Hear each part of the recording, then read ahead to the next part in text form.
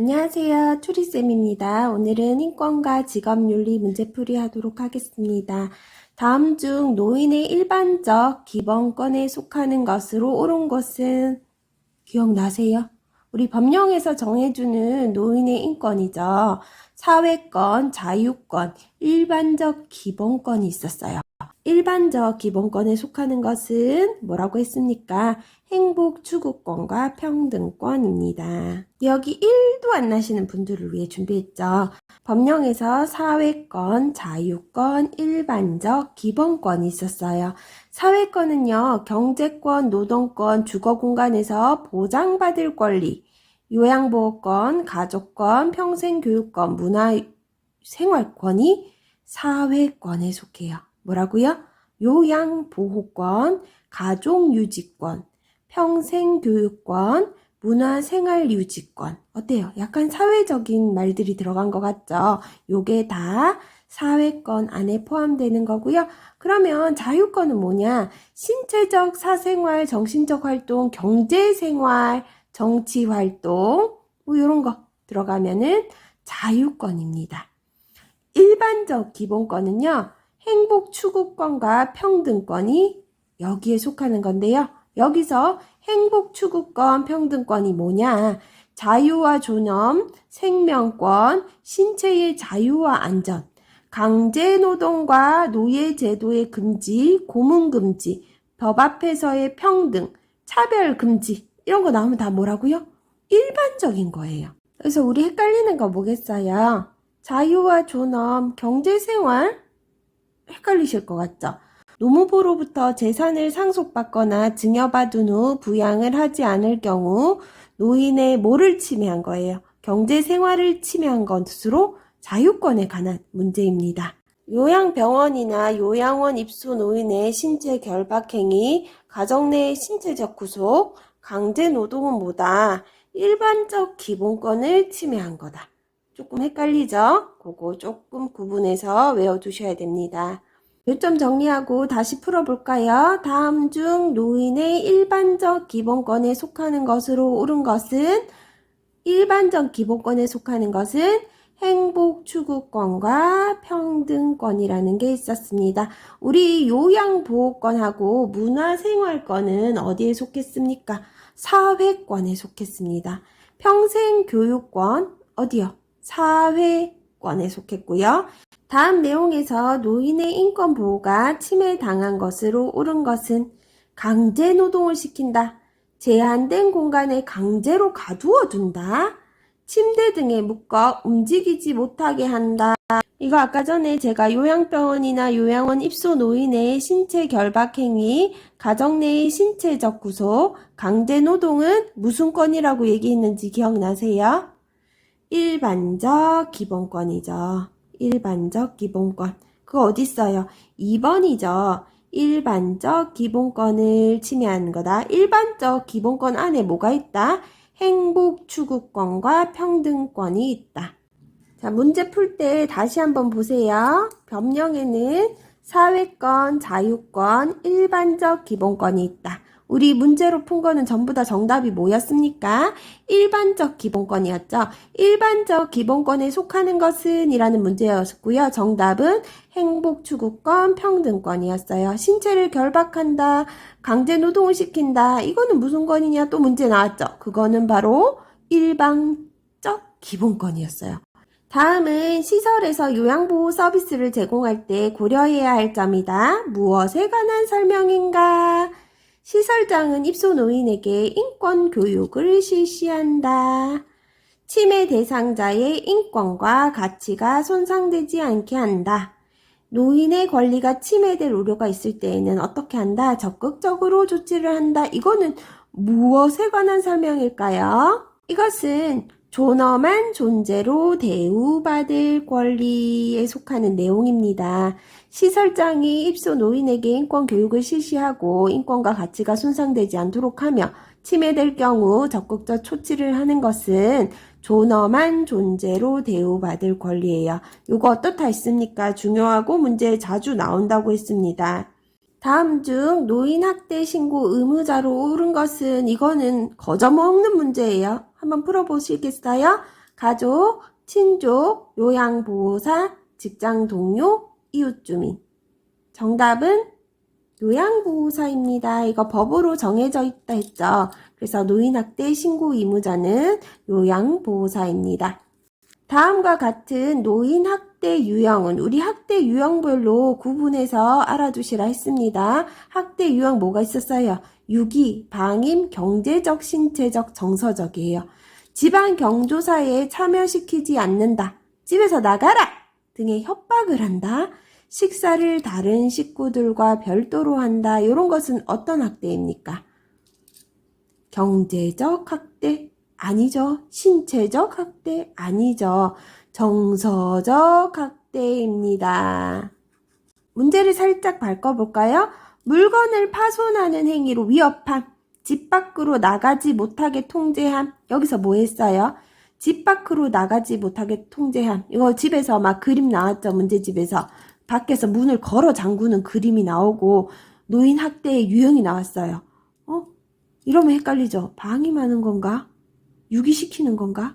아니죠. 이거 무슨 학대예요? 집 밖으로 나가지 못하게 통제하는 거, 문을 걸어 잠그는 것 또한 무슨 학대라 했습니까? 신체적 학대라고 했습니다. 물건을 파손하는 행위로 위협하거나 집 밖으로 나가지 못하게 하고 때리고 꼬집고 뭐 이런 거 전부 다 신체적 학대입니다. 다음과 같은 노인 학대 유형은 월별 입소 비용 미납의 사유로 노인에게 특별한 조치 없이 어디서 시설에서 그냥 퇴소를 시켜버리는 거죠. 거동이 불편한 노인을 시설에 맡기고 어떻게 써요? 연락 두절. 노인의 신상에 대한 정보를 전혀 알 수 없다. 어떤 거예요?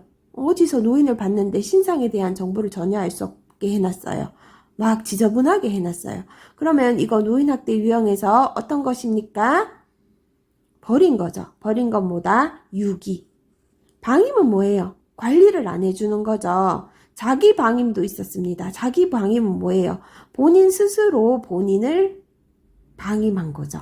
장기 요양원의 권리 침해에 관한 상담 및 지원을 해주며 역량 강화를 위한 교육 지원, 건강 관리를 위한 사업 지원 등을 해주는 기관은 기관 나오니까 또 어려운데요.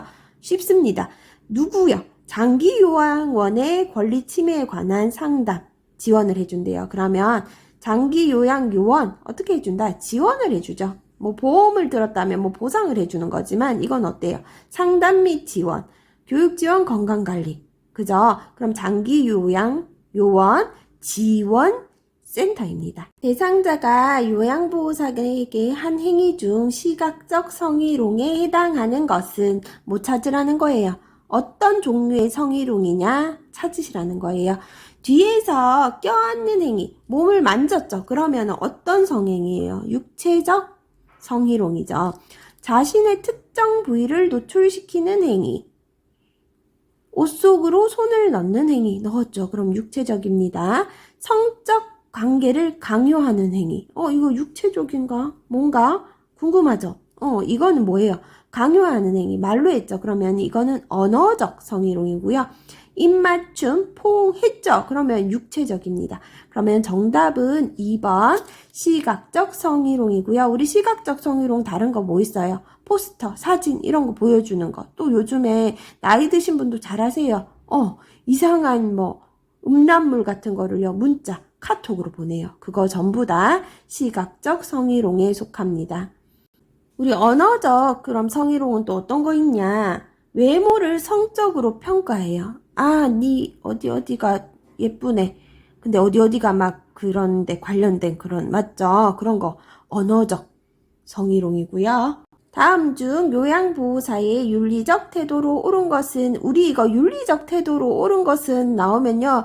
무조건 좋은 말만 좋은 게 아니에요. 대상자의 욕구를 파악해서 정해진 정책과 절차에 따른다. 다 좋은 것 같아요. 대상자에게 복지용구 구매를 알선한다. 이거 하면 안 된다고 했습니다. 장기 요양 대상자를 선별하여 안 됩니다. 사정이 어려운 대상자의 본인 부담금을 할인해준다. 이것도 해주시면 안 되는 거죠. 대상자가 없어도 일상생활 서비스는 해드리고 온다. 아니라 그랬어요. 메모하고 붙이고 연락하고 오라 그랬죠.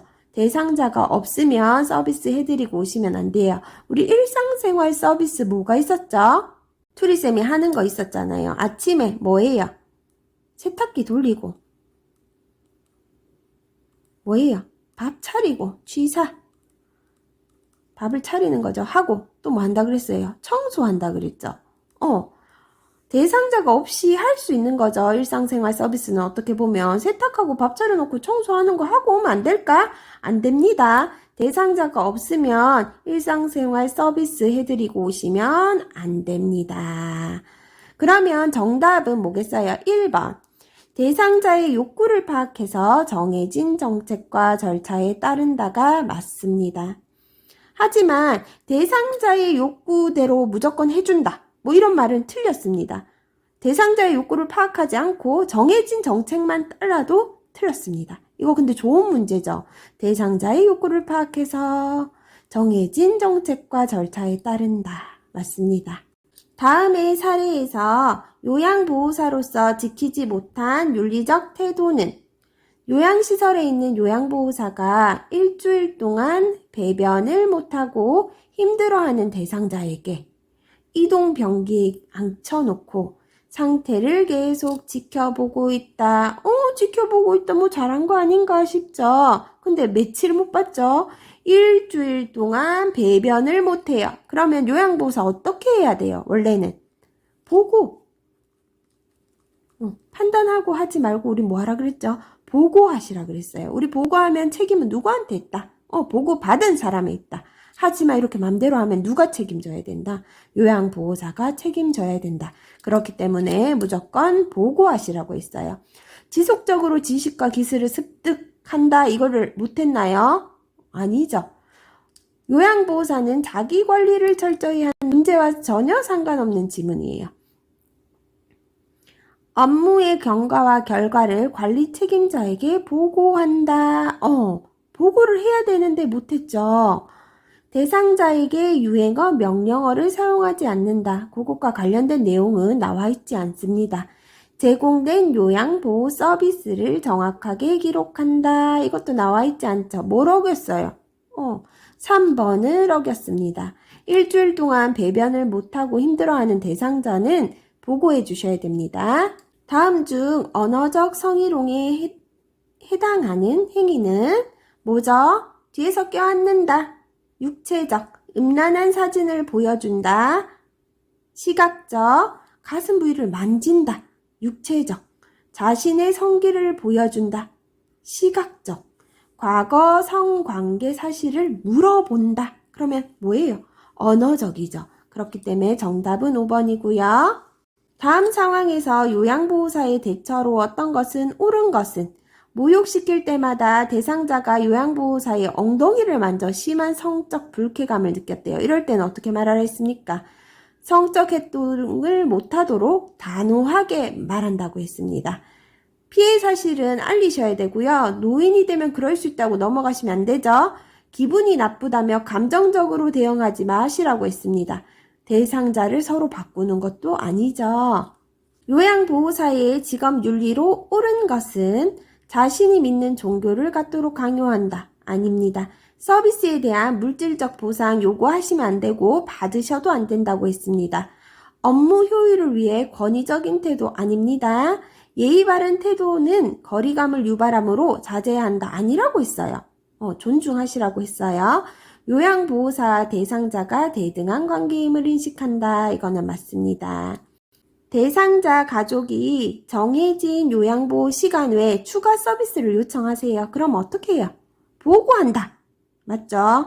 요양보호사가 지켜야 하는 행동규범 중 옳은 것은 좋은 복지용구는 직접 판매한다. 알선해도 안 되는데 판매는 더 안 됩니다. 기관장의 지시는 선택하여 따른다. 아닙니다. 대상자의 사적 정보는 외부 기관과 공유하지 마십시오. 급한 경우 보고 없이 근무지를 비우시면 안 돼요. 무조건 어떻게 한다? 보고한다. 서비스 제공과 관련된 기술을 지속적으로 습득한다. 이거 맞습니다. 좋은 현상이죠. 요양보호사가 직업윤리를 준수한 사례로 어떤 것은 옳은 것은 제공해야 할 서비스 내용을 사전에 확인한다. 맞죠? 대상자의 미미한 변동사항은 보고를 생략하지 마시라고 했어요.